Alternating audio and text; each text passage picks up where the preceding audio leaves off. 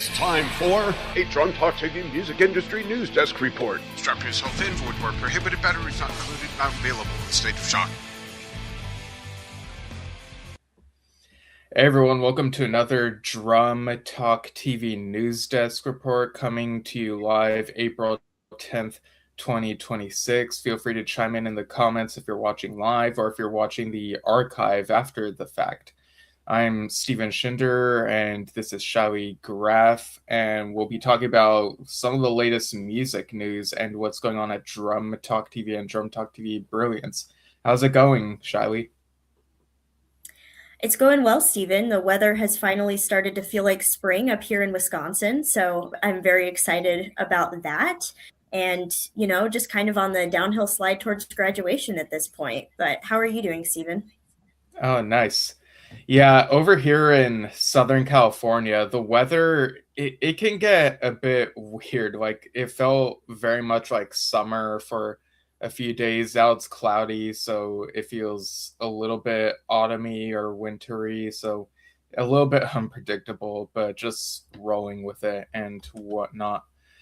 And we'd like to remind people that we have an early bird access code for the soon to be launched Drum Talk TV Brilliance Arcade Pass. So what you would do is go to drumtalktvbrilliance.com, and if you click on the Arcade Pass option, you would then go to the when you go to checkout, you would use the discount code ARCADE2. That's arcade in all caps and the number 2. And that'll give you a discount for the first year of this thing. It will be $2 per month or $20 for a year for the first year. So definitely something that you don't want to miss out on.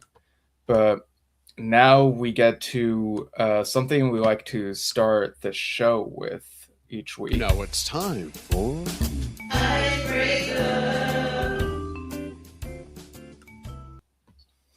All right, so my icebreaker for you, Shiley, and for anyone watching is when it comes to music videos, do you have a preference of how it's presented? Like, do you prefer it just being the band or artist performing? Do you prefer it being some sort of live action story or even animated story? Or do you prefer a hybrid where it's one of those things, but you also get to see the band or artist in some way? Oh, that's a great question. I am going to be honest, most of the time when new songs come out, I don't immediately go watch the music video. That's not something that I tend to gravitate towards. But when I do watch music videos, I love to see the artist performing it, singing it. I think that is the most fun to see them having fun and to see them physically bringing about the song that they wrote and made, because I feel like it's maybe the most representative and accurate representation of their vision for the piece. And this is also kind of fun to see if these artists bring in other celebrities, like movie stars or television stars, to come in and like play a role in their music video, like alongside them. Those are, usually kind of fun. The one that I can think of off the top of my head is Tame Impala did a song. I don't remember the title of it right now. And they invited Joe Keery to star in the music video. And that is a really fun music video to watch because you see Joe Keery from Stranger Things, like playing this character in this music video. But then Tame Impala also shows up, and it's really fun. So I think that seeing the actual band there is my favorite part. Yeah, wow, I didn't even take actors into account, but yeah, like definitely the well-known actors, that's definitely a thing that also happens.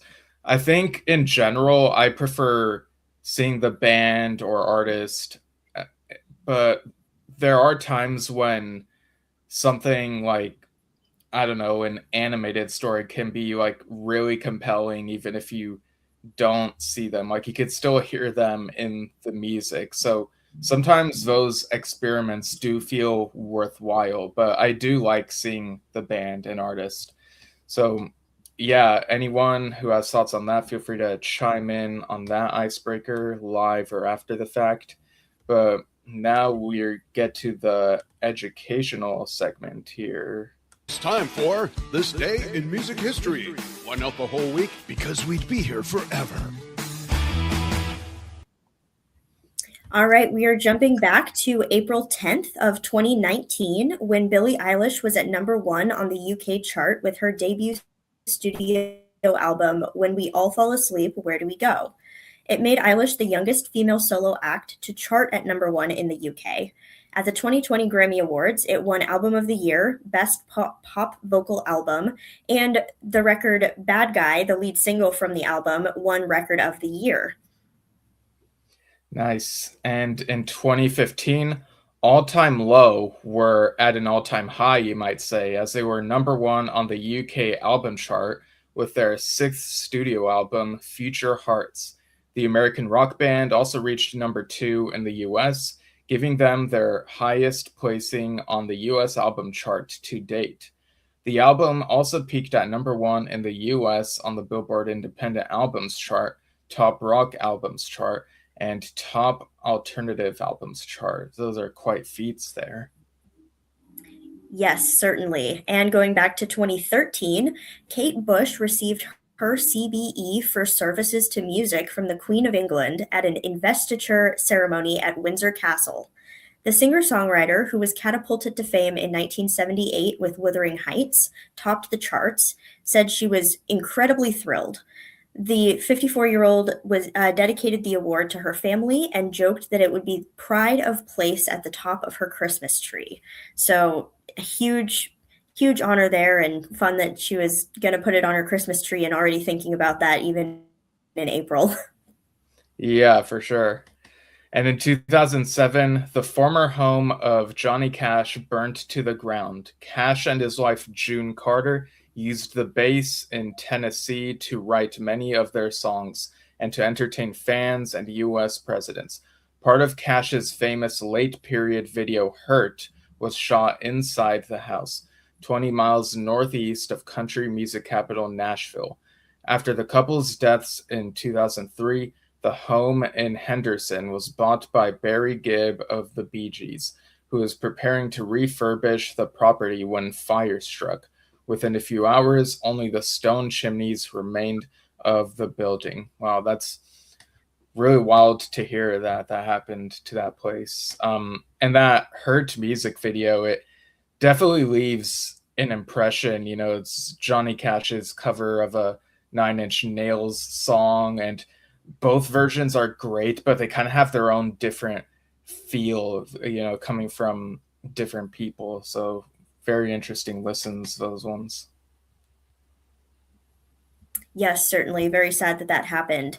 We're going back to 2005 when the final episode of The Osbournes was aired on MTV in the UK. The show reached a peak audience of 8 million at its height during a 3-year run. Ozzy Osbourne was at a loss to explain its popularity, saying, quote, "I suppose Americans get a kick out of watching a crazy Brit family like us make complete fools of ourselves every week," unquote. I think that to some extent could be true, and I think just reality television in general has its grips on the American population. Yeah. And in 1999, a charity tribute concert for the late Linda McCartney was held at the Royal Albert Hall in London. Among the performers were Paul McCartney, Chrissie Hynde, George Michael, Elvis Costello, and Sinead O'Connor. Wow, that's quite the stacked lineup there. Yes, certainly a stacked lineup for, you know, a good cause, a good memorial. In 1985, Madonna kicked off her very first North American tour by playing the first of 3 nights at the Paramount Theater in Seattle, Washington. The Beastie Boys opened for Madonna on this 40-date Virgin tour. The trek took her across the U.S., hitting cities like Los Angeles, Dallas, Houston, New Orleans, Orlando, Atlanta, Cleveland, Chicago, Detroit, Philadelphia, and wrapped up in New York City on June 11th. Nice. And in 1982, Iron Maiden scored their first UK number one with The Number of the Beast. The band's third studio album saw the debut of vocalist Bruce Dickinson and the final appearance of the late drummer Clive Burr. This was their first album to reach number one in the UK albums chart and to be certified platinum in the US. Definitely a notable album, and the title track of that was in 28 years later, The Bone Temple. So we have quite the scene. Very cool indeed. And on April 10th in 1976, Peter Frampton went to number one on the US album chart with Frampton Comes Alive, one of the biggest selling live albums in rock history. It was the best-selling album of 1976, selling over 6 million copies in the US. Frampton Comes Alive was voted Album of the Year in the 1976 Rolling Stone Readers' Poll, and it stayed on the chart for 97 weeks. We've talked about this album a lot. We had a challenge related to it, so definitely a huge album of great note. Yeah, definitely an iconic one. And in 1970, Elton John released his self-titled second studio album, which included his breakthrough single, Your Song. The album was nominated for the Grammy Award for Album of the Year the following year. Very interesting, that one. Yes, and also in 1970, the 27-year-old Paul McCartney issued a press statement announcing that the Beatles had split 1 week before the release of his solo album. McCartney said, quote, "I have no future plans to record or appear with the Beatles again or to write any music with John," unquote. John Lennon, who had kept his much earlier decision to leave the Beatles quiet for the sake of the others, was furious. When a reporter called Lennon to comment upon McCartney's resignation, Lennon said, quote, "Paul hasn't left, I sacked him," unquote. Definitely an interesting point in Beatles history. They, had such great success, and then things kind of fell apart. There was some creative differences, and, now I think that sometimes maybe some of the members wish that they had conducted themselves a little differently back then. Yeah, and it must have been such a huge thing for the media and the fans to hear about the split, given what a huge impact the band had. And I think that if things, I kind of like to think that, if John had still been around, if he hadn't passed in 1980, maybe the band would have still reunited occasionally, perhaps for some charity related stuff, even if not touring and whatnot. But I don't know, that's just my own speculation. But getting back to 1965, a British school in Wrexham, North Wales, asked parents to please keep children in school uniform and not to send them to school in, quote, corduroy trousers, unquote, like the ones worn by the Rolling Stones. We've talked about, how standards for certain things have changed over the years. So this is once again interesting to see how things are like for this and how it related to something as popular as the Rolling Stones. All right, so now we'll get on to the next segment. Let's see what's in the news at Jump Talk TV. Yeah.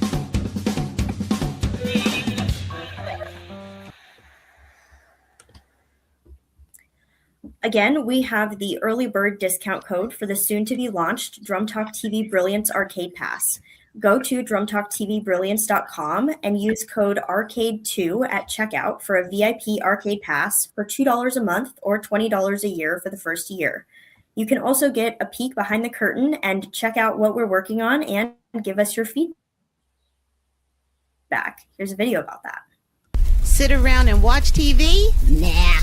Come keep your brain sparks firing with our music-themed brain teaser, crossword puzzles, word searches, anagrams, and more, and of many music genres. Get your pre-sale pass now for only $2 a month or $20 for the whole year for the first year of unlimited play. Take a peek at www.drumtalktvbrilliance.com/arcade. and use Arcade2 at checkout, and you are in, where the music meets the mind. Come on and play. Yeah, so definitely check that out. And we also have 2 new drumming challenges for April for you to participate in over at drumtalktvbrilliance.com. Submit video entries to the Jeff Porcaro Tribute Drumming Challenge and the Rush 2112 Tribute Drumming Challenge, celebrating 50 years of Rush's iconic album. The submission deadline is April 30th at 11:59 p.m. Pacific Daylight Time. Free members of our site can submit up to 2 videos per challenge, and premium members can submit as many as they like.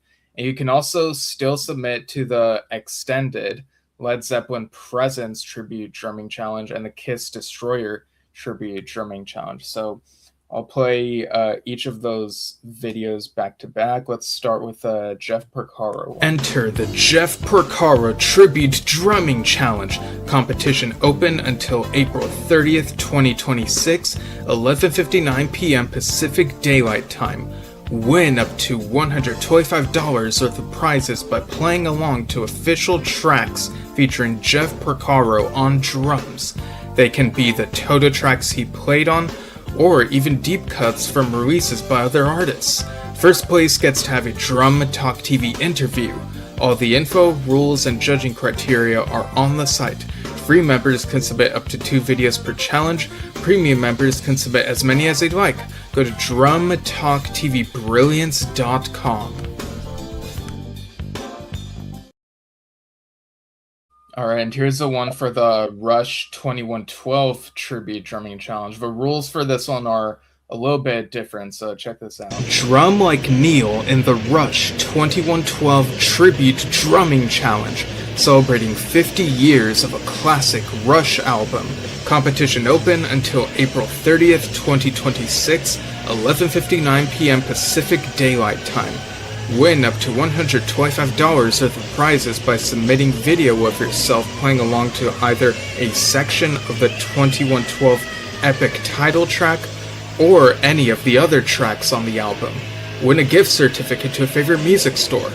First place gets to have a Drum Talk TV interview. All the info, rules, and judging criteria are on the site. Free members can submit up to 2 videos per challenge. Premium members can submit as many as they'd like. Go to drumtalktvbrilliance.com. Alright, and now, as a reminder, here's the Led Zeppelin Presence Tribute Drumming Challenge. Now extended through April 30th, 2026, 11:59 p.m. Pacific Daylight Time. Shift into Bonzo mode in the Led Zeppelin Presence Tribute Drumming Challenge. Celebrate 50 years of a classic Led Zeppelin album. Win up to $125 worth of prizes by playing along to official tracks straight from the album. Win a gift certificate to a favorite music store. First place gets to have a Drum Talk TV interview. All the info, rules, and judging criteria are on the site. Free members can submit up to 2 videos per challenge. Premium members can submit as many as they'd like. Go to drumtalktvbrilliance.com. And lastly, the Kiss Destroyer Tribute Drumming Challenge. Now extended through April 30th, 2026, 11:59 p.m. Pacific Daylight Time. Celebrate 50 years of the classic Kiss record in the Kiss Destroyer Tribute Drumming Challenge. Win up to $125 worth of prizes by playing along to official tracks straight from the album. Win a gift certificate to a favorite music store. First place gets to have a Drum Talk TV interview. All the info, rules, and judging criteria are on the site. Free members can submit up to 2 videos per challenge. Premium members can submit as many as they'd like. Go to drumtalktvbrilliance.com.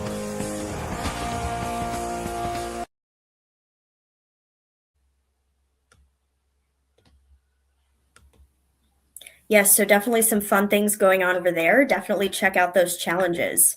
Also, join us for our next music-themed game show on Wednesday, April 15th at 6 p.m. Pacific, 9 p.m. Eastern.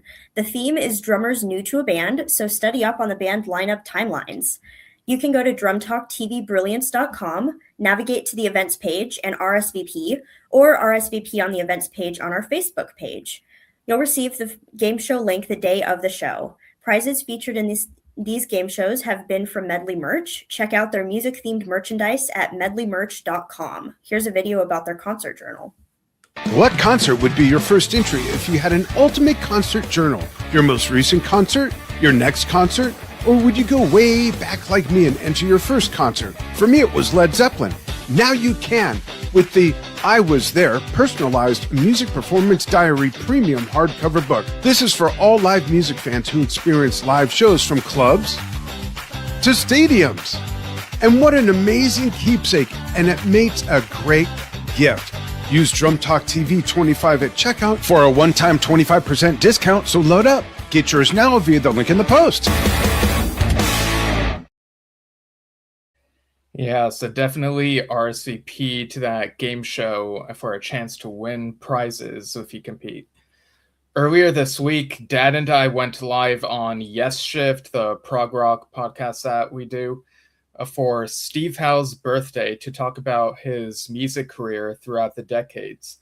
Then last night, I interviewed Joe Luca, the keyboardist of the Yes tribute band Awaken, who are broadcasting one of their filmed 9012 Live themed concerts over on their Facebook page, Friday, April 17th, 4 p.m. Pacific, 7 p.m. Eastern US time. So it's a really fun conversation talking fan to fan about this stuff. And this morning saw the release of the title track from upcoming Yes album Aurora. So Dad and I are figuring out a time to go live and talk about that and share our reactions to it. And if that wasn't enough, on Tuesday the 14th, we're interviewing Oliver Wakeman about the upcoming Yes From a Page album, the tour for that, his recent tour with his father, and his recently re-released Mother's Ruin album. So plenty to talk about there. Yes, definitely go check that stuff out. And you can also look forward to a new episode of Rhythm and Lows on Wednesday, April 15th at 12 p.m. Pacific, 3 p.m. Eastern, US times. Dan talks with bassist Jeff Berlin about their favorite drummer and bassist duos. So lots of fun series going on our page, so definitely go check those out. Yeah, definitely. And now a moment to acknowledge those who have passed. All right, so now it's that time of the show where we shift gears a bit. So first off, we begin with Bo Luders, the guitarist and hardcore band Harm's Way and co-host of the popular Hard Lore podcast, has died. Pitchfork reported that the band and podcast announced the news, sharing resources for those living with depression and writing, quote, "He will be remembered for his unwavering empathy and compassion for his friends and family and his magnetic, inimitable presence on and off the stage," unquote. Luders met Harm's Way drummer Christopher Mills in high school, and the pair formed the band Double Crossed. He later founded Few and the Proud, which evolved to Convicted and finally became Harm's Way. After a string of albums, EPs, and singles on Organized Crime Records and Closed Casket Activities, the band broke out with a pair of albums for Death Wish Inc., drawing an international fan base that continued to grow with their latest albums to date, 2018's Posthuman and 2023's Common Suffering for Metal Blade. His Hard Lore co-host, Colin Young, stated, quote, "This beautiful thing we built together was the greatest honor of my life, and my only solace is knowing that we documented a lifetime of memories, at first to share with the world, but now to look back on and preserve your warm, kind soul forever. Say hey to Cale and Cliff Burton for us, and feel free to stop by and haunt me anytime. Every song is about you now. Let's do it all again in the next life," unquote. Luders was 38 years old. So right there you can really see the bond between them. And yeah, if really young at 38 is such a young age to go, so definitely really tragic. Yes, certainly, and he will definitely be missed by many. Don Landy, who served as the engineer and co-producer on Van Halen's first 8 studio albums, has reportedly died of natural causes at the age of 79, according to Ultimate Classic Rock. Landy began his career working on records like The Doors' Waiting for the Sun before landing at Warner Bros. As a staff engineer in 1971. He soon formed a partnership with Ted Templeman, who working with famed producer on numerous landmark albums by the Doobie Brothers, Little Feat, and Van Morrison, among others. The duo worked with Montrose, which featured then unknown musician Sammy Hagar, who went on to form Van Halen. Landy would go on to serve as the engineer for the group's first 6 albums. He was also instrumental in helping guitarist Eddie Van Halen build his 5150 home recording studio, which the band first put to use on the 1984 album, which included helping to trick city officials into thinking they were building a racquetball court. So definitely lots of memories that were made with him, and he will certainly be missed. Right, definitely. Afrika Bambaataa, hip-hop pioneer known as the, quote, godfather of hip-hop, unquote, passed away on April 9th, just over a week before his birthday on April 17th. USA Today reported that he died from complications of cancer in Pennsylvania. The New York DJ played a major role in the shaping of hip-hop music, most notably with his 1982 track Planet Rock. He collaborated with many innovative funk artists, from James Brown and John Lydon to George Clinton. In 1984, he worked with Brown and Lydon to create the track Unity, and eventually made his album debut with Shango Funk Theology. By 1986, he left his first record label, Tommy Boy Records, to sign with Capitol Records, where he later made 1988's The Light, which included collaborations with Clinton, Bootsy Collins, Boy George, and UB40. In the 2000s, he ventured into voice acting on the series Kung Fu, which ran for 3 seasons. In 2012, he began a 3-year term as a visiting scholar at Cornell University, where he held public discussions with students and shared his knowledge and experience with hip-hop. He was 68 years old. So definitely give these people's music and stuff they worked on a listen when you have the chance to honor them. All right, so now we get into some other music industry stuff. Now let's see what's been going on this week in the music industry. Hardcore emo bands Story of the Year and Silverstein made an exciting announcement this week. Metal Sucks reported that the 2 bands are co-headlining the Camp Screamo tour this summer, kicking off in Asbury Park, New Jersey on July 12th. Other stops will include Kansas City, Missouri, San Diego, Nashville, and more. It will wrap up on August 7th in Buffalo, New York. Story of the Year guitarist Ryan Phillips said he and his bandmates were stoked to be heading out on the road this summer with Silverstein. In a statement, he said, quote, "We're pumped to be sharing the stage with Silverstein. They are great dudes and they rip live. They're also a really important band to the scene, and their records just keep getting better and more inspiring to all of us listening. It's going to be super fun watching them shred every night, which will only elevate our game and inspire us to be at our best.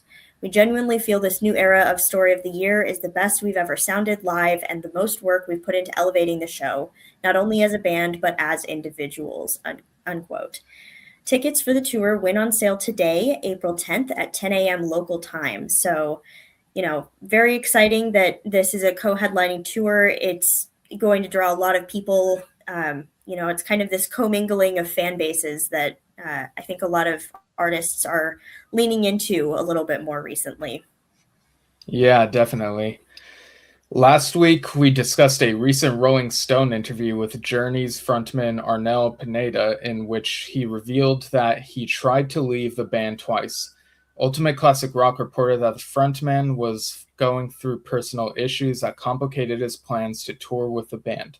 Well, this week, Billboard reported that Pineda's bandmate, co-founder, and guitarist Neil Schon seemingly responded to Pineda's remarks in a recent social media post. The Rolling Stone article shares that both Schon and Pineda recognize that quitting the band is not as simple as it seems. They both say that their contract with live entertainment giant AEG prohibits the band from touring without Pineda. Schon's Facebook statement said, quote, "Touring at this level involves many moving parts, and decisions are made collectively with our team, including management, agents, and promoters," unquote. Schon then acknowledged that with any band that's been around for a long time, different members may feel different pressures in different ways. He then said that he personally did not prohibit anyone from leaving the band. Quote, "For clarity, no one was ever prevented by me from making their own personal decisions," unquote. So it kind of sounds like the business side of things is a bit of a factor in here, with contracts and deals and stuff. So, sometimes it's just a bit complicated and not as simple as it sounds. Yeah, certainly. And, it's interesting to see this sort of dialogue coming out between members. So I guess we'll just keep an eye on this one and see if anything else develops. Right. Okay, Guns N' Roses brought a deep cut to life on a South American tour stop this week. Billboard reported that while headlining Monsters of Rock Brazil and Sao Paulo on April 5th, the band performed Bad Apples live for the first time in 35 years. This is only the second time the track has been played live since its release in 1991, which is also the year they debuted the track at Brazil's Rock in Rio. Saturday's concert also featured tracks Dead Horse and Rocket Queen, both of which are rarely heard on tour. Guns N' Roses have promised to play a mix of new and old songs on their tour, and they are delivering on that promise. Their world tour, which launched in late March with a show in Monterrey, Mexico, opened with the group's newest songs, Atlas and Nothin'. Guitarist Slash teased new music in a recent interview, what would be possible collection of older tracks the band has been slowly releasing over the past few years, as well as the long-awaited follow-up to 2008's Chinese Democracy. In that interview, he said, quote, "I think in this instance, it's what we're doing because we only re-recorded those songs, like a couple of songs here, a couple of songs there. These were the last two that are left to do, and we actually did them not even back to back," unquote, Slash said of Nothing and Atlas. He continued saying, quote, "And then there's really no more to release." The musician added of the vault clearing. He said, quote, "But I think that we're going to take all those songs and put them on something and release them as a package. And then the next record that we're going to do is going to be all new original stuff, and that will be the actual album," unquote. So very exciting stuff coming out of Guns N' Roses. And, awesome for those fans who were actually there to see the second ever performance of Bad Apples, because that is really fun. Yeah, for sure. Lots of great stuff going on there. Bob Dylan is still going strong as he continues his Rough and Rowdy Ways tour, which launched in 2021, and it looks like he will keep going. Parade reported that the singer announced a fresh batch of U.S. tour dates to his 2026 summer run. The new stops include Tucson, Austin, Chicago, and Kansas City, Missouri. By the time this most recent run wraps up, Dylan will surpass a 300 concert milestone, a remarkable feat for any artist and especially the 84-year-old singer. Outside of these concerts, Dylan launched a Patreon, but it isn't what one would expect. Instead of getting access to unreleased music or deep dives on classic albums, subscribers get access to Lectures from the Grave, a historical fiction series featuring AI-voiced narrators channeling figures like Aaron Burr, Wild Bill Hickok, and Frank James. There's also a Letters Never Sent component, featuring fictional correspondence from historical figures like Mark Twain and Rudolph Valentino. Fan reception has been mixed, with one commenter saying, quote, I love you, Bob, but someone really needs to take your phone away from you, unquote. So yeah, definitely some mixed reactions there. It'll be interesting to see how this whole endeavor plays out in the near future. Yeah, certainly. Very, very interesting project that he's got going on. But as weird and as mixed as the reception is on this, it is fun that he is playing music and then also pursuing things outside of music for his own personal enjoyment. All right, big music festivals like Coachella often have last minute lineup changes, whether acts drop or join in the days leading up to the event. This year, a lesser known punk band has dropped out of Coachella just days before opening day. SF Gate reported that British punk band Lambrini Girls, who were scheduled to perform on Saturday, April 11th at 3 p.m., said Wednesday via social media that they are canceling their entire American tour. They explained that guitarist Phoebe Lunny fractured her neck and suffered a, quote, acute brain injury, unquote. The post goes on to say that the injury happened in Australia and went misdiagnosed for some time, which delayed the treatment. Doctors advise that the guitarist can't fly or perform for the time being, though scheduled UK and European dates will continue as planned. The band has rescheduled American dates for June and September, though this doesn't solve their Coachella absence. Jack White will now perform in their time slot. This is coming just a week after his SNL performance with Jack Black. So, we are wishing Phoebe Lunny a speedy recovery and that, she can get better and that they can continue their tour dates in the coming months with no problems. Yeah, definitely. All right, so this next news item is about Howard Jones, the British 80s music icon, who is headlining an 80s-themed North American tour this summer. Parade reported that the Things Can Only Get Better tour, named for Jones's 1985 album, kicks off on July 19th in Napa, California. Fellow icons Wang Chung, the English Beat, and Modern English will join the tour, and SiriusXM radio personality Richard Blade will host the tour. Each act will play full sets on the 21-date tour, which stops in Las Vegas, Indianapolis, Washington, D.C., Boston, and other cities before wrapping on August 23rd in Toronto. Quote, I dreamed of curating a tour with my favorite bands that could bring some positivity in our troubled times. I'm thrilled that this is actually happening this summer with the Things Can Only Get Better tour, unquote, Jones said in a statement. So very nice that, it's trying to spread that positivity with this type of tour. So yeah, we'll have to see how this ends up going.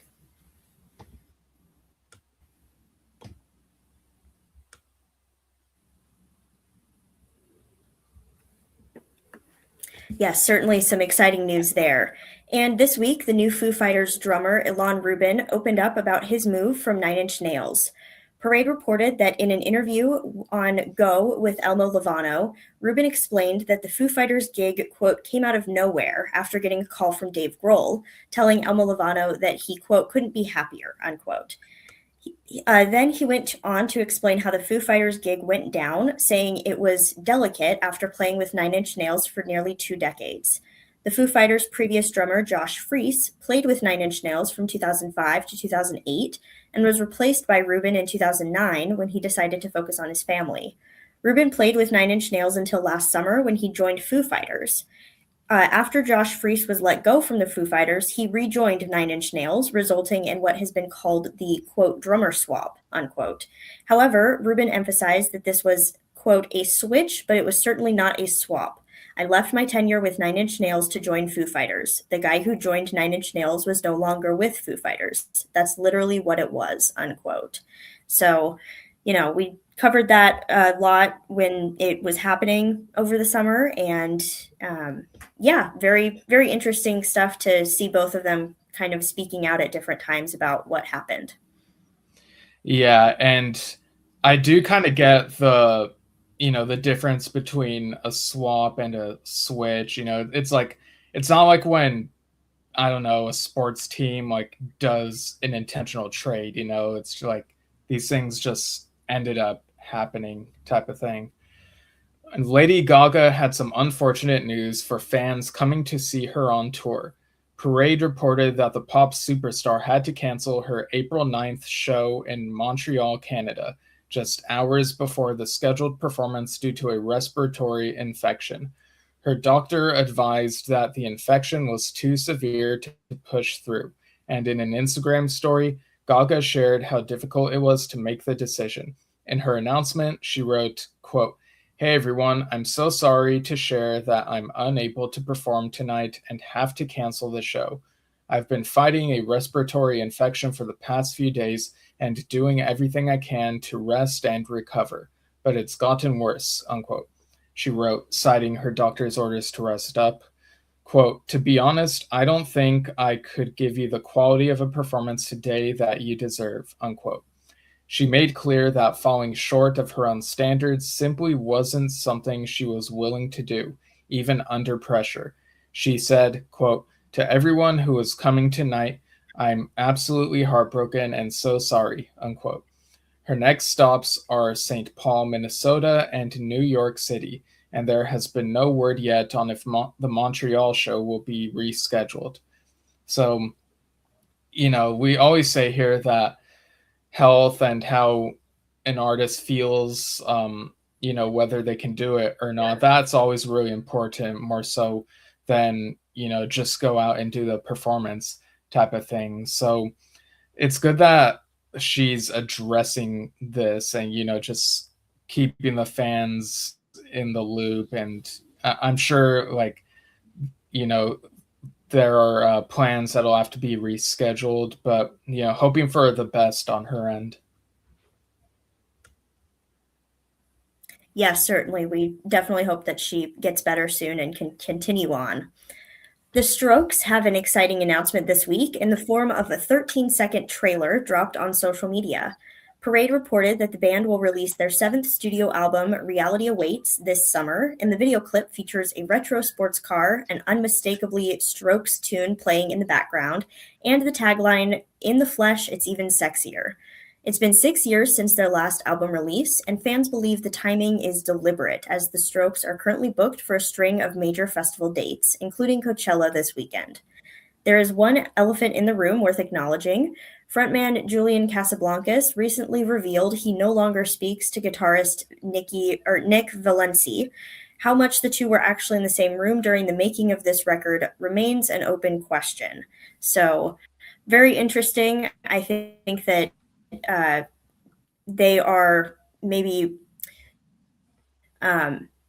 prioritizing their music and the creation of new records over their sort of personal problems. And so, they seem to be finding a way to make it work, even if they don't get along very well. And they are just putting out music and doing what they can for fans. And I think that is kind of a beautiful thing. Yeah, for sure. All right. This next news item is directly from Prog Magazine's Facebook page and their announcement of Prog 169 on sale in the UK today, April 10th, and on May 8th for the US. Quote, "With their twin neck guitars and knowing smiles harkening back to a golden era, Rush graced the cover of the new issue of Prog Magazine. We chat to Getty and Alex about their friendship, about the band, and about their upcoming 50-something tour. We also get the story of the band's 1984 album, Grace Under Pressure, which has just been reissued as a deluxe edition box set," unquote. The issue also includes conversations with Anthony Phillips, Steve Hillage, and Michad Garady, Richard Barbieri, and Spock's Beard, Green Carnation, and more.